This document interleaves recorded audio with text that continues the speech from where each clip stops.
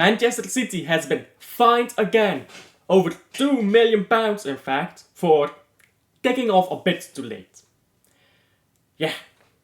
And you can read through this article if you like. It's stupid. The article is true, but it's absolutely stupid. I believe it said somewhere 18 times, that's not what I need. 18 times it was for after the for the second kickoff.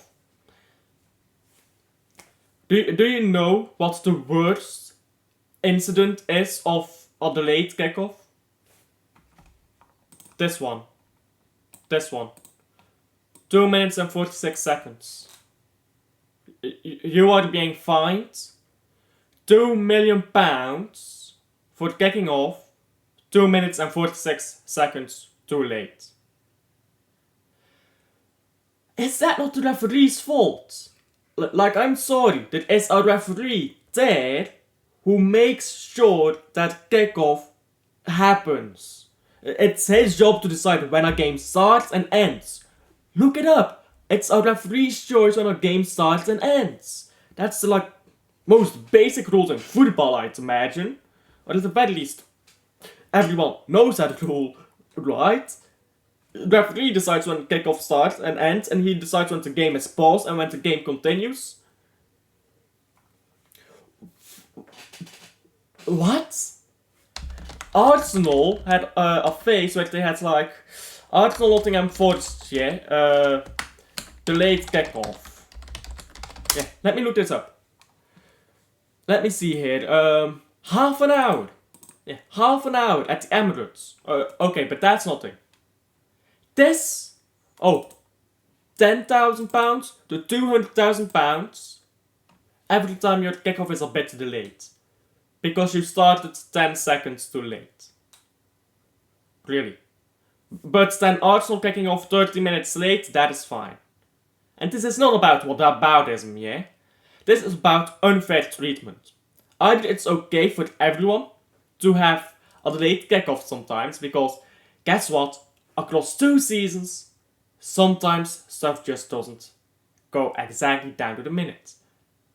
We are talking about literal differences in a minute to seconds. Across 2 seasons, because this is 2 seasons yet, this is 22-23 and 23-24. Is this not just more unfair treatment then? Khaldoon Al-Mubarak asks to be treated fairly. And yet you see stuff like this, and you think, is this really fair treatment? And this is why, in my opinion, the English government should just take over the Premier League. Because the Premier League is... By the way, let me start off with this, yeah? Anyone whose argument for why the government should not take over the Premier League is the government is incompetent. Well, you certainly trust the government to police your streets, to get you healthcare, you trust your government to protect your rights, you seem to trust your government on quite a lot without even realizing it. But you think the government is always incompetent. Yeah, sorry, the argument that the government is incompetent is one of the dumbest arguments ever. Government is not incompetent. It can be ineffective. Incompetent governments fall apart very quickly. I promise you. There's been enough historical examples of an incompetent government falling apart immediately to know you don't get incompetent government for very long. So if your argument for why the government should not take over the Premier League is they are incompetent, that is not a good argument. Because clearly the Premier League is equally incompetent. They have charges pending, 115 charges that they just can't fucking get enough evidence for. Took them, I believe they started in 2019. Took them 5 years just to take it to fucking court. 5 years. You have evidence for 5 years. But it takes you that long to take something to court. Really? Is that just incompetence here? Like, come on. Yeah, you can have rules and you can have regulations, yeah, and clubs have to abide by them. Of course. But £2 million for kicking off 2 minutes late. Really? What about the match officials whose job it is to blow the fucking whistle? What if one of those kickoffs is late because the referee had technical problems with his hearing pieces or whatever? This is the most stupid shit I have ever seen. And I don't get that this is Manchester City specifically, yeah? If this happens to Liverpool, bullshit. If this happens to Arsenal, bullshit. It's just pure bullshit. What the fuck is this? The Premier League is the only league that does this dumb ass shit. The governance of the Premier League here is the most incompetent in the entirety of Europe. La Liga is not this stupid. The Belgian League, Portuguese League, Eredivisie, McDonald's League, Bundesliga, Serie A, name it. Austrian Bundesliga, I suppose, Czech League. None of these leagues are as stupid as the Premier League.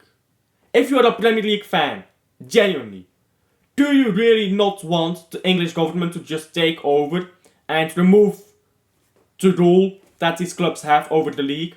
A club should not be able to decide the rules of the league they play in. Like, that seems pretty obvious to me.